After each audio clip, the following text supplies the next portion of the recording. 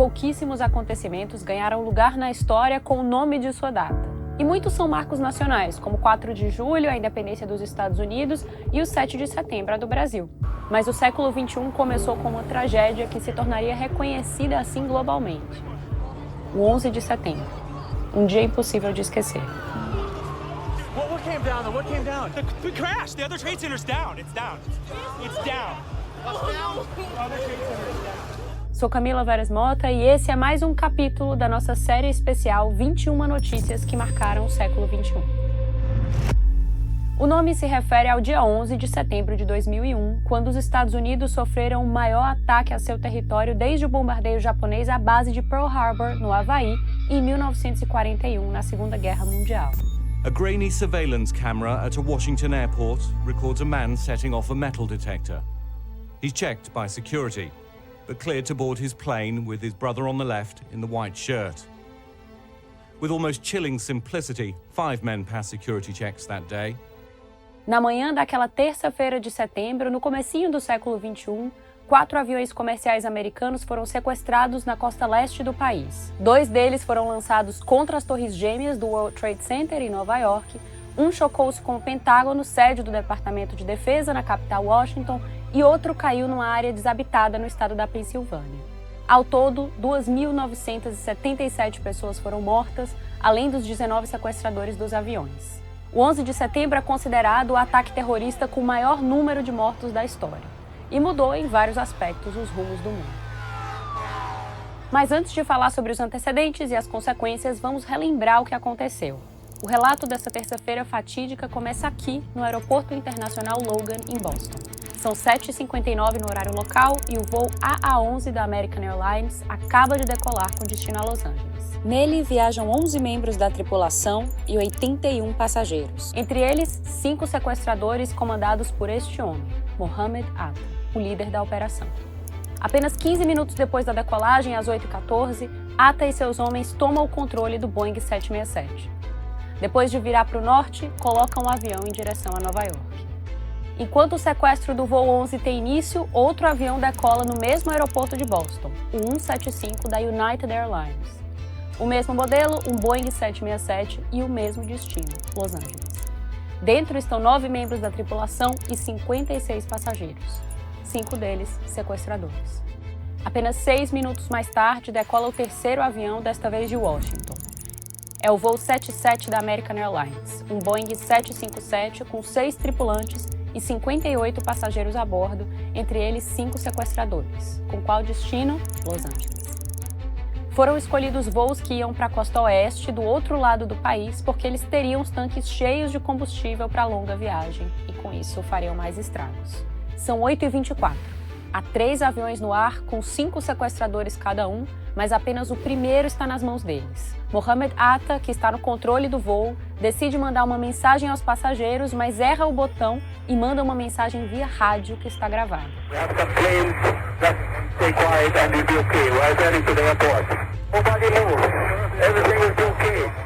Enquanto os sequestradores do primeiro voo tentam acalmar os passageiros com uma mentira, estamos voltando ao aeroporto, o 4º avião decola de Newark, que serve a região metropolitana de Nova York. Outro Boeing 757, o voo 93 da United Airlines, com destino a São Francisco. São 7 tripulantes e 37 passageiros, incluindo 4 sequestradores. Exatamente nesse momento acontece o segundo sequestro.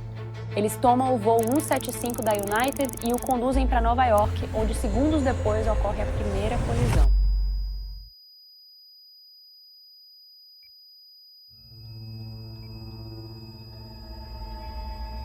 São 8h46 de 11 de setembro de 2001. O voo 11 da American Airlines, pilotado por Mohammed Atta, atinge a torre norte do World Trade Center. O avião entra pela face norte do edifício, entre os andares 93 e 99. A confusão nesse momento é total. Ninguém entende o que pode ter acontecido. As TVs de todo mundo começaram a transmitir ao vivo essas imagens. Uma das torres gêmeas, um símbolo global em chamas.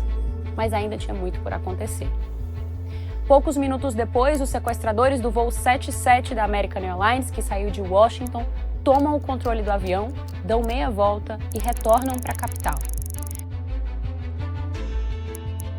Tinham se passado 12 minutos desde a colisão da primeira aeronave. São 9 horas e 3 minutos quando todo mundo vê, pela televisão, um segundo avião se chocando contra a outra torre. O voo 175 da United bateu de frente entre os andares 77 e 85. Naquele momento, o presidente George W. Bush estava em uma visita a uma escola da Flórida. Pouco antes de entrar, ele havia sido informado que um avião tinha se chocado com o World Trade Center. Mas 2 minutos depois, esta imagem entraria para a história. Seu chefe de gabinete, Andy Card, informou o presidente com as seguintes palavras: um segundo avião atingiu a segunda torre. Os Estados Unidos estão sendo atacados. Bush levou 24 minutos para se dirigir à população em um discurso televisionado. Today we've had a national tragedy. 2 airplanes have crashed into the World Trade Center in an apparent terrorist attack on our country. O que ele não sabia é que apenas 1 minuto antes, às 9h28, um quarto avião acabava de ser sequestrado.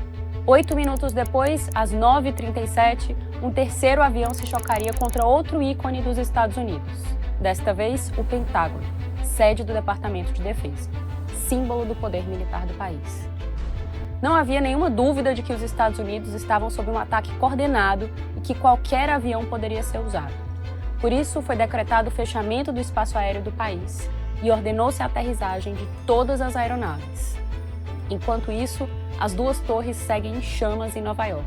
A Torre Sul, a segunda a ser atingida, não consegue suportar o dano e colapsa completamente, apenas 56 minutos depois do choque do avião. Enquanto uma nuvem gigante de escombros se espalhava pelo Baixo Manhattan, na Pensilvânia, o voo 93 da United, o último dos 4 que continuava no ar, cai num campo no município de Stony Creek. Segundo as investigações, o objetivo dos sequestradores era atingir o Capitólio. Mas como ficou público mais tarde, os passageiros souberam em ligações telefônicas o que tinha acontecido em Nova York e se amotinaram contra os sequestradores. Cerca de meia hora mais tarde, às 10 horas e 28 minutos, a Torre Norte, a primeira a ser atacada, também desaba. Meia hora após o mesmo acontecer com a outra torre e pouco mais de 2 horas depois do início de toda a operação. No fim da tarde, um outro prédio do complexo World Trade Center, o 7WTC, também desabou. Sua estrutura não aguentou o abalo sofrido pela destruição das Torres Gêmeas. Entre as vítimas fatais dos atentados estavam centenas de estrangeiros, número que nunca foi determinado com precisão, já que muitos tinham dupla nacionalidade. Eram cidadãos tanto americanos quanto de outros países. Mas cerimônias oficiais chegaram a falar em mais de 90 nacionalidades representadas entre os 2.977 mortos. 3 deles eram brasileiros: Anne-Marie Salerim Ferreira, Sandra Fajardo Smith e Ivan Quirilos Fairbanks Barbosa.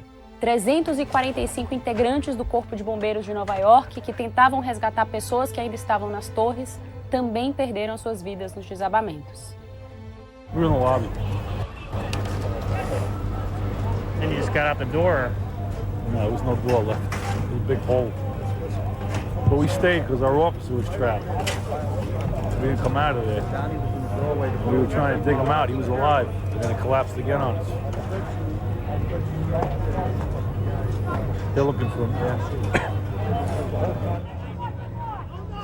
Além dos mortos nos atentados em si, o 11 de setembro faria centenas de outras vítimas, incluindo aquelas que estavam lá para salvar vidas, como os bombeiros, policiais e profissionais de saúde.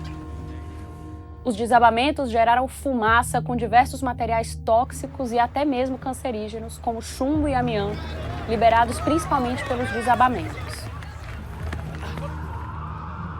Anos depois, o Centro de Prevenção e Controle de Doenças, o CDC dos Estados Unidos, estimou que cerca de 400 mil pessoas haviam sido feridas ou expostas a materiais tóxicos no 11 de setembro. Até o fim de 2018, mais de 2.000 tinham morrido de doenças associadas à exposição a materiais perigosos naquele dia, principalmente de câncer. O restante do dia 11 de setembro de 2001 foi marcado pelo caos no transporte aéreo americano. Os voos comerciais ficaram suspensos nos Estados Unidos por 3 dias. Monumentos, atrações turísticas e sistemas de transporte ficaram fechados e o país em alerta máximo. Quando os voos foram retomados, a preocupação com a segurança era extrema e isso transformou o setor aéreo. Foram introduzidas normas de segurança que até então não existiam e são mantidas até hoje em aeroportos do mundo todo. This is an important security announcement. Entre elas estão a proibição de entrada com líquidos na bagagem de mão, já que podem conter algum tipo de explosivo, a necessidade de passageiros separarem objetos pessoais, como cintos e sapatos, na passagem por equipamentos de raio-x no aeroporto antes do embarque, e protocolos para dificultar a entrada de pessoas não autorizadas na cabine dos pilotos. As investigações começaram imediatamente. O ponto de partida foi uma mala pertencente a Mohammed Atta, encontrada no aeroporto de Boston e que continha dados do egípcio e de seus companheiros. O FBI, a Polícia Federal Americana, rapidamente apontou 19 sequestradores que estavam distribuídos em grupos de 5 em cada avião, com exceção do voo 93, tomado por 4. Atta, identificado como líder operacional dos atentados, pilotou o primeiro Boeing a atingir o World Trade Center. Dos outros 18 sequestradores, 15 eram sauditas, 2 dos Emirados Árabes Unidos e 1 do Líbano. As autoridades apontaram o saudita Osama Bin Laden, líder do grupo islamista Al-Qaeda, como idealizador dos ataques. Naquela época, Bin Laden já era o mais perigoso e conhecido militante islamista do mundo. Ele estava na lista dos 10 fugitivos mais procurados pelo FBI pelos atentados à bomba contra as embaixadas americanas em Nairobi, no Quênia, e Dar es Salaam, na Tanzânia, que deixaram mais de 200 mortos em 1998. Bin Laden vinha defendendo publicamente ataques contra alvos americanos. Ele tinha conclamado os muçulmanos a participarem de seu movimento por meio de 2 fátuas, mensagens proferidas pelas lideranças religiosas a seus fiéis. Segundo a revista americana The Atlantic, Bin Laden publicou sua primeira fátua em 1996, produzida meses depois dele se instalar no Afeganistão. No documento de 30 páginas, chamado Declaração de Guerra contra os Americanos ocupando a terra dos 2 lugares sagrados, Bin Laden escreveu: "O povo do Islã sofreu com a agressão, a iniquidade e a injustiça impostas sobre eles pela aliança judaico-cristã e seus colaboradores." O principal motivo apresentado por Bin Laden era a presença de tropas americanas na Arábia Saudita, onde estão as cidades de Meca e Medina, sagradas para os muçulmanos. Essa presença teve início em 1990, quando os sauditas permitiram a entrada dos americanos para lançar a guerra que expulsou as forças iraquianas de Saddam Hussein do Kuwait, e continuava naquele ano de 1996.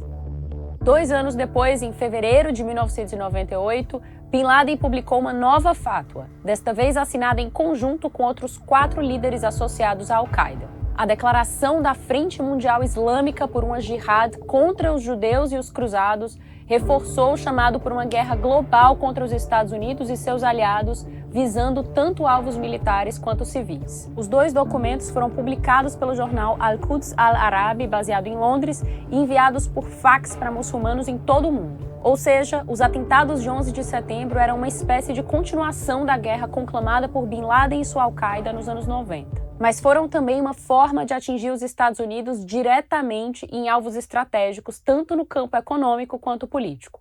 As Torres Gêmeas de Nova York simbolizavam a força do capitalismo americano, enquanto o Pentágono e o Capitólio representavam o poder político da maior potência do planeta. Logo após os ataques, ficou a sensação de que o 11 de setembro era um acontecimento com potencial de mudar o mundo. Algumas mudanças foram práticas e quase imediatas. O presidente George W. Bush prometeu uma resposta contundente. I can hear you, the rest of the world hears you, and the people who knock these buildings down will hear all of us soon. Disse que não haveria distinção entre aqueles que organizaram os ataques e quem dava abrigo a eles. Naqueles dias, Bush viu seu índice de aprovação interna saltar dos cercas de 55% para 90%. Com isso, conseguiu reunir com facilidade apoio político, inclusive na oposição democrata, para as ações que vieram a seguir e que teriam um grande impacto no mundo. O mais importante acontecimento resultante do 11 de setembro foi a invasão do Afeganistão por uma coalizão liderada pelos Estados Unidos. O conflito foi a ação mais visível do que o governo americano passou a chamar de guerra ao terror, um estado de guerra contra grupos ou indivíduos, principalmente organizações islâmicas extremistas, por trás de ataques contra a população civil. A gente vê os resultados da guerra do Afeganistão até agora, 20 anos depois. We succeeded in what we set out to do in Afghanistan over a decade ago. Then we stayed for another decade. It was time to end this war. O atual presidente Joe Biden ordenou a retirada completa das tropas americanas e o último soldado americano saiu do país no dia 30 de agosto de 2021. E o Afeganistão mergulha em mais um capítulo marcado pela violência, incerteza e tragédia. É o conflito mais longo do qual os Estados Unidos já participaram. A invasão aconteceu bem rápido, ainda em 2001. O Afeganistão era governado pelo movimento islamista Talibã, que tinha tomado o poder na capital Cabul em 1996 e servia de base para Osama Bin Laden e a Al-Qaeda. Apesar disso, o Talibã condenou oficialmente os atentados contra os Estados Unidos numa declaração oficial divulgada em 12 de setembro de 2001. O governo americano afirmava ter reunido evidências de que o ataque havia sido planejado por Bin Laden e sua Al-Qaeda. Em 17 de setembro, George W. Bush disse em entrevista coletiva que o objetivo era a captura de Bin Laden. Ele disse, abre aspas, eu quero justiça, existe um velho cartaz no Velho Oeste que diz, procurado, vivo ou morto.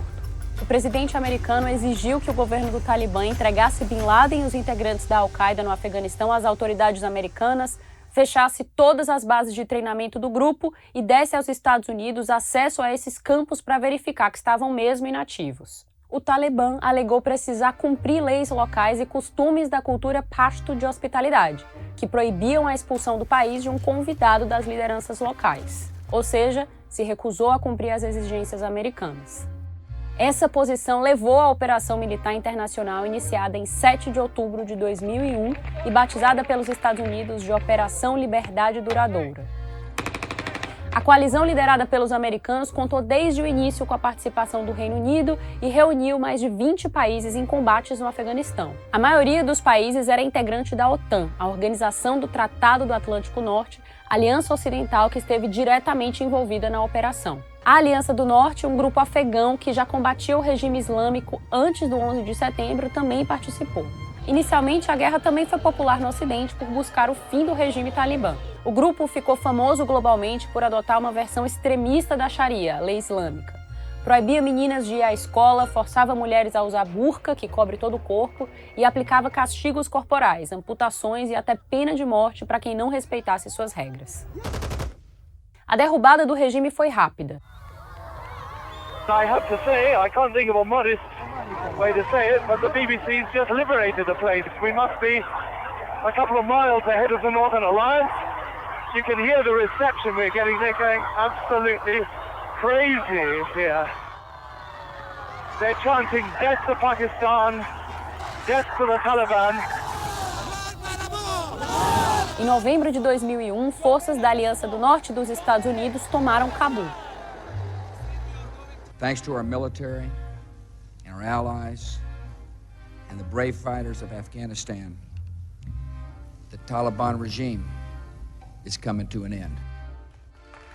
Os líderes do Talibã fugiram para a região da cidade de Kandahar, no sul do país, ou cruzaram a fronteira com o Paquistão. Mas, apesar disso, a guerra contra o Talibã no Afeganistão estenderia-se por anos, com diferentes fases e um custo alto, tanto financeiro quanto em vidas humanas. Calcula-se que cerca de 240 mil pessoas tenham morrido no conflito. O custo financeiro para os Estados Unidos, seus aliados e para a região atingiu trilhões de dólares. Até meados de 2020, mais de 3.500 soldados de países que formaram a coalizão tinham sido mortos. E os resultados não foram exatamente os desejados. Agora, 20 anos depois, o Talibã aproveitou a retirada para voltar a ganhar terreno e, em tempo recorde, retomou o controle do Afeganistão. O temor é que o país volte a se converter em uma base para grupos extremistas e volte a impor sua versão radical do Islã no país. O Afeganistão não foi o único alvo. Our war on terror has well begun, but it has only begun.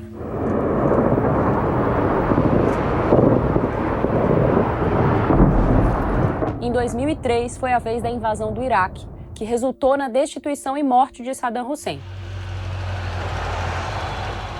An axis of evil, arming to threaten the peace of the world by seeking weapons of mass destruction. A justificativa era uma suposta existência de armas de destruição em massa no país que nunca foram encontradas. Guerras como a do Afeganistão e a invasão do Iraque em 2003 também foram usadas como pretexto para atentados nos países que participaram delas, executados pela mesma Al-Qaeda e outros grupos extremistas. Exemplo disso foram os atentados de 11 de março de 2004 em Madrid e em julho de 2005 em Londres. No Iraque, a invasão levou ao caos e, segundo especialistas, abriu caminho para o surgimento e avanço de grupos extremistas como o autodenominado Estado Islâmico, que aterroriza o mundo na segunda década deste século. Nós fizemos um vídeo sobre isso, depois dá uma conferida. Aos poucos, os Estados Unidos e seus aliados conseguiram capturar ou matar os principais acusados de planejar e comandar os atentados do 11 de setembro.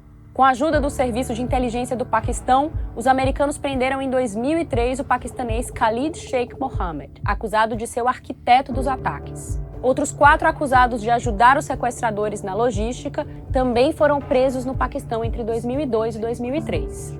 Os 5 foram levados para a base americana de Guantánamo, na ilha de Cuba, onde o governo Bush montou uma prisão para acusados de terrorismo capturados ao redor do mundo. O presídio foi motivo de grande polêmica por deixar os detentos num limbo legal, sem o status de prisioneiros de guerra ou de criminosos comuns. O presidente americano seguinte, Barack Obama, chegou a anunciar um plano para fechar a prisão em Guantánamo, I'm absolutely committed to closing the detention facility at Guantanamo.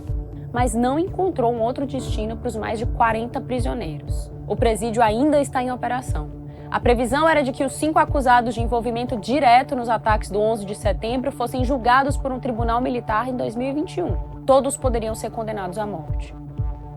Mas Osama Bin Laden conseguiu frustrar as forças e os serviços de inteligência dos Estados Unidos e de seus aliados por muitos anos.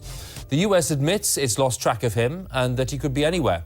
Scores of caves like this one riddle the earth here. This tunnel stretches right back deep into the mountains for several miles. The whole intricate network of caves here is all linked up. The villagers say Osama bin Laden was last seen right here 3 months ago. He often slept here. This was one of his major bases. I don't know whether we're going to get him tomorrow, or a month from now, or a year from now. I really don't know. But we're going to get him. Apenas em maio de 2011, 4 meses antes do 10º aniversário do 11 de setembro, ele foi finalmente encontrado. Bin Laden estava numa área de alto padrão na cidade de Abbottabad, a 120 quilômetros da capital do Paquistão, Islamabad. Se escondia numa construção fortemente protegida, onde provavelmente tinha vivido nos 5 anos anteriores. A casa, que pode ter sido construída especialmente para abrigá-lo, ficava a cerca de 1 quilômetro de uma academia militar paquistanesa. The United States has conducted an operation that killed Osama bin Laden, the leader of Al-Qaeda, and a terrorist who's responsible for the murder of thousands. Forças especiais da Marinha dos Estados Unidos, conhecidas como SEALs, realizaram uma operação militar contra a instalação.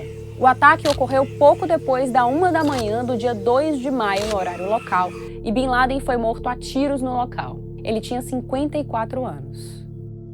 O corpo foi levado para identificação e, segundo as autoridades dos Estados Unidos, lançado ao mar menos de 24 horas depois da morte. O paradeiro de Mullah Omar, chefe do Talibã, só seria revelado em julho de 2015, quando o governo afegão informou ter descoberto que ele tinha morrido de problemas de saúde em 2013. Mas as consequências do 11 de setembro foram além das guerras, da caçada aos responsáveis pelos ataques e do aumento da segurança nos aeroportos e aviões. Houve um grande investimento em sistemas e protocolos de segurança e monitoramento da informação. O argumento da segurança nacional e do antiterrorismo tem servido como premissa para governos de todo o mundo justificarem um aumento da vigilância sobre seus cidadãos. De um lado, houve de fato um aumento da segurança, mas de outro, segundo muitos especialistas, os cidadãos também perderam liberdades. Pouco mais de um mês depois dos atentados, Bush assinou nos Estados Unidos o Patriot Act, a lei patriótica que facilitou operações de vigilância ao permitir o monitoramento de comunicações via telefone e internet. Depois disso, agências como a NSA, sigla em inglês para Agência de Segurança Nacional, chegaram a compilar ilegalmente até 56 mil e-mails a cada ano de pessoas que não tinham nada a ver com terrorismo. Medidas semelhantes foram adotadas em vários outros países. Outra consequência do 11 de setembro foi um aumento da islamofobia. Segundo dados do FBI, os crimes de ódio contra muçulmanos dispararam nos Estados Unidos nos anos que se seguiram ao atentado. De volta a Nova York, a área onde ficavam as Torres Gêmeas, chamada desde o 11 de setembro de Marco Zero, passou por um complexo trabalho de limpeza e retirada de escombros ao longo de 2001. Logo começaram conversas sobre como recuperar a área e que tipo de construção deveria ser erguida no local. Ficou decidido que uma única torre substituiria as antigas Torres Gêmeas no horizonte da cidade. O novo prédio, chamado oficialmente de One World Trade Center, mais apelidado de Torre da Liberdade, foi construído em 2013 a um custo de quase 4 bilhões de dólares. Marcado por seu formato geométrico, em que as laterais são formadas por 8 triângulos isósceles, 4 com suas bases no solo e outros 4 com as bases no topo, o edifício é o mais alto dos Estados Unidos e de todo o Ocidente, com 541 metros de altura. A torre começou a ser usada comercialmente em 2014 e a abertura de seu topo para visitação pública ocorreu em 2015. Um museu e um memorial em homenagem às vítimas dos atentados também ocupam o local. Uma tentativa de virar a página de um dos acontecimentos mais trágicos da história americana, mas sem esquecer das milhares de vítimas e das enormes transformações causadas pelo 11 de setembro, que ainda ecoam pelo mundo. Eu fico por aqui, obrigada e até a próxima.